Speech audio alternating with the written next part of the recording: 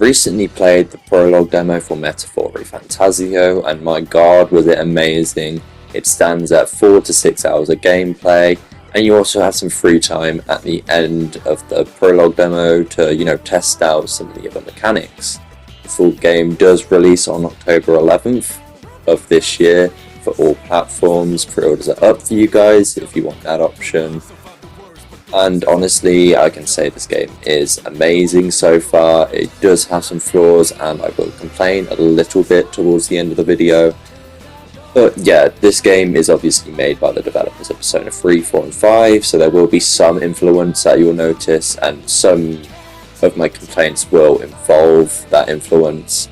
But yeah, without further ado, let's move on to the first chapter, the story and plot.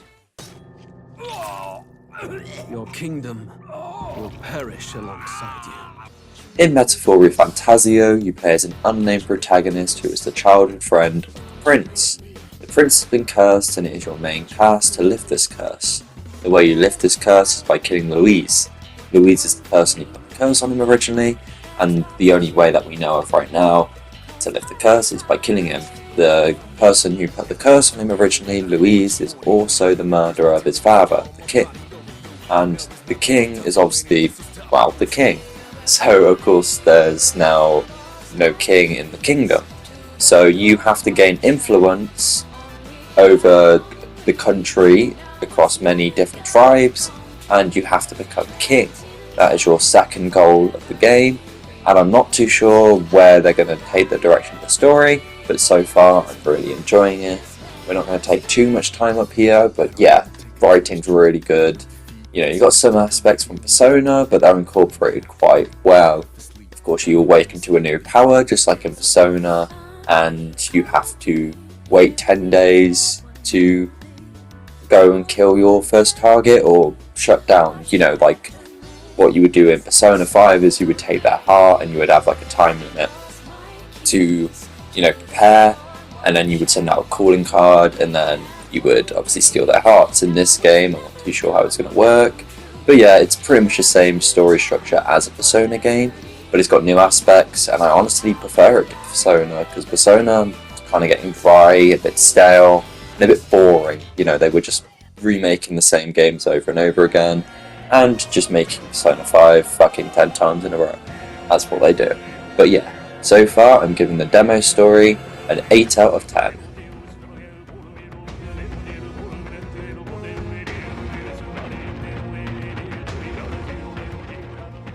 Moving on to the music, one of the best aspects of the game is the music, and they incorporate it probably the most unique way I've ever seen in a game.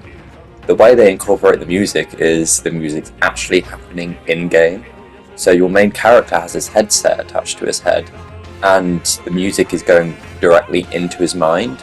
So when you're fighting a boss or exploring a dungeon, that music that you're hearing is happening in-game, and your main character is listening to that music, which is fucking amazing, to be honest. The way they've done it, it's awesome, and I really do enjoy the soundtrack. They got some really unique, different soundtracks, and of course the soundtrack is done by the same person who made the soundtrack for Neo Automata, which is an amazing game with a beautiful soundtrack. So you've got that. So far, I'm going to be rating the soundtrack a 9.5 out of 10.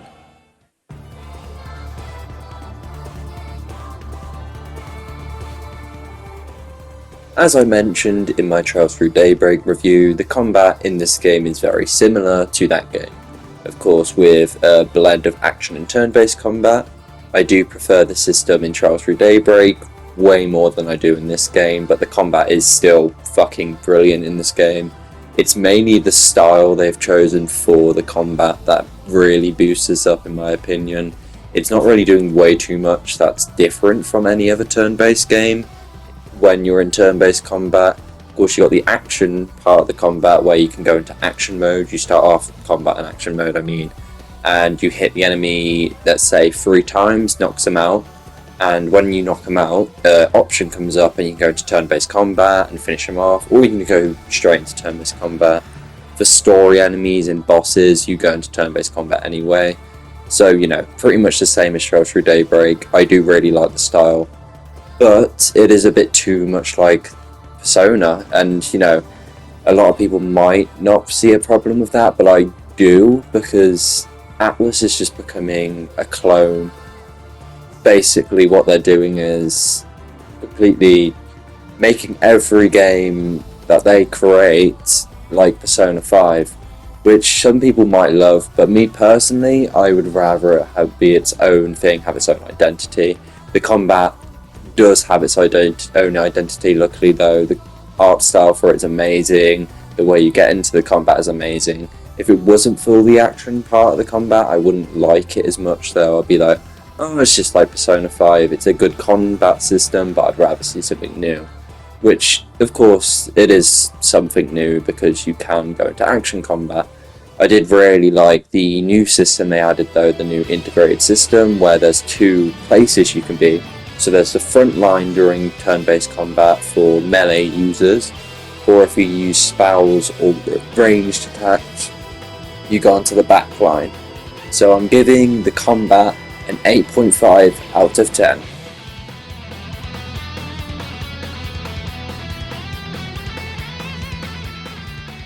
The art style in this game is very unique, you know, it's got its different colour scheme.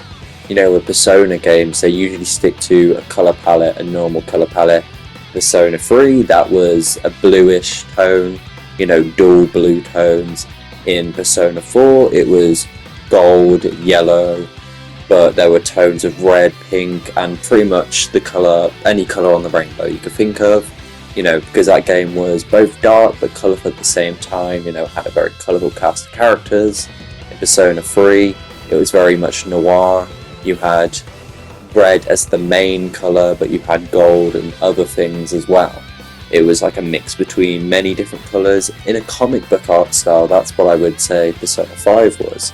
But in this game, it really does separate itself from Persona, which is what I was hoping for. You know, it's got its own unique art style, and you can tell there is Persona influence, but the character designs themselves are completely unique. They don't look like they belong in a Persona game, which of course this isn't a Persona game, so I'm glad they kind of showed that it's a separate thing, a completely new game franchise. The menu is absolutely beautiful. I'll be showing that on screen right now. Sorry that I keep stuttering, you know, I don't go on a script for these videos, I don't go off a script.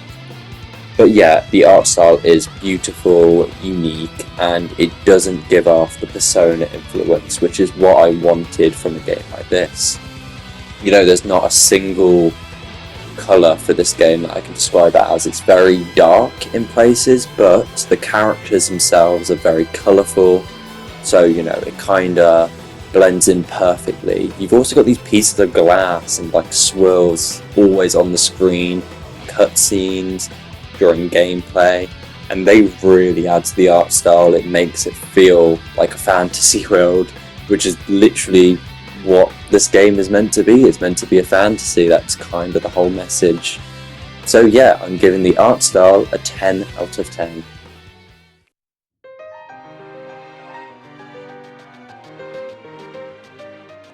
Okay guys, moving on to my main complaints. This is going to be just before my final verdict. My first complaint is the place you go to is just like the Velvet Room. You meet a man named Moore. He's pretty much just Igor, but, you know, more British. That's how I could explain it. And emo. That's pretty much what he is so far from what I can tell. And yeah, I know they had to have a way to upgrade your architects, fuse them, and also, you know, give yourself power. You know, they had to do it in some kind of way, but I just felt like it was too much like the Velvet Room. I mean, the music that plays is better than the music in the Velvet Room, but it's still very similar.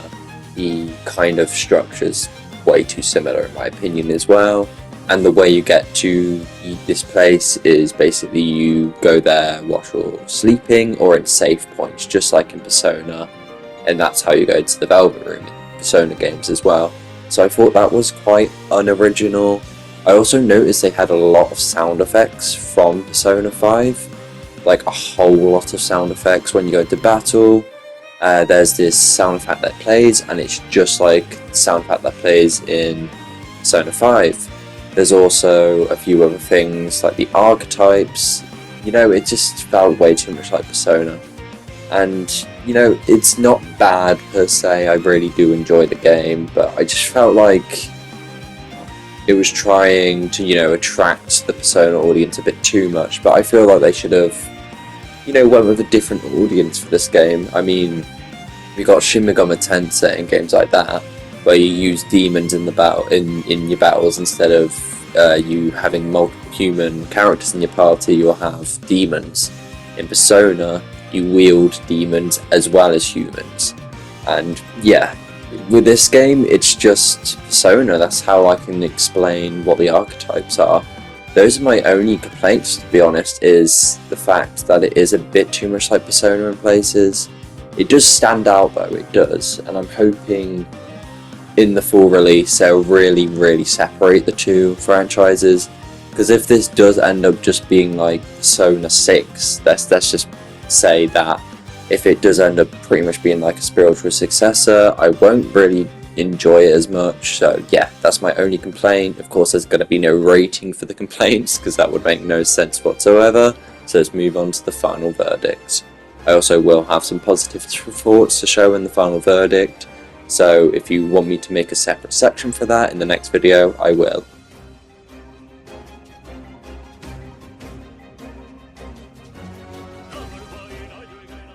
Okay guys, so here's the final verdict. I have got a few positive things I wanted to mention, as I did with my negative section. Obviously, I've mentioned I really did enjoy the combat. It wasn't as good as I thought it would be, but it's still pretty good. I'm assuming it's going to get better as you play the game. Again, I haven't fully played through the demo. In terms of I haven't done all the side content, I wanted to leave that for the full release, so you know I wouldn't get burnt out. I really enjoyed the soundtrack, the characters are really enjoyable, I really like the main protagonist, the story's great. One thing I would like to mention is I really like the way you can explore with your, like there's this sword and you can hop onto it like a floating skateboard. It looks amazing. I'll show it on screen right now. But yeah, let's move on to the final verdict. Of course, I've said the story is amazing, and I really just enjoyed the overall plot. It's much darker than I thought it would be, and I really enjoy that. I'm really intrigued by how the main monster enemies are called humans. You know, it's really intriguing, and I can't wait to find out more about what's going to happen.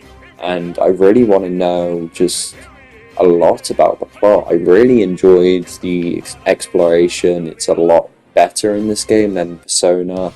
You know, you have more freedom with what you can do in this game, and I think that's a really great direction for them to go. Not only in this game, but also for the future of Persona. I would really love if you could just have so much freedom in the next Persona game. So yeah, I will be rating the prologue demo for Metaphorrefantazio an 8.5 out of 10. If you want to stick around for some gameplay, I will show a bit of the final boss, well, not the final boss, sorry, the first boss for the prologue. I hope you enjoy. Stroll! Don't be a fool. Just run for it.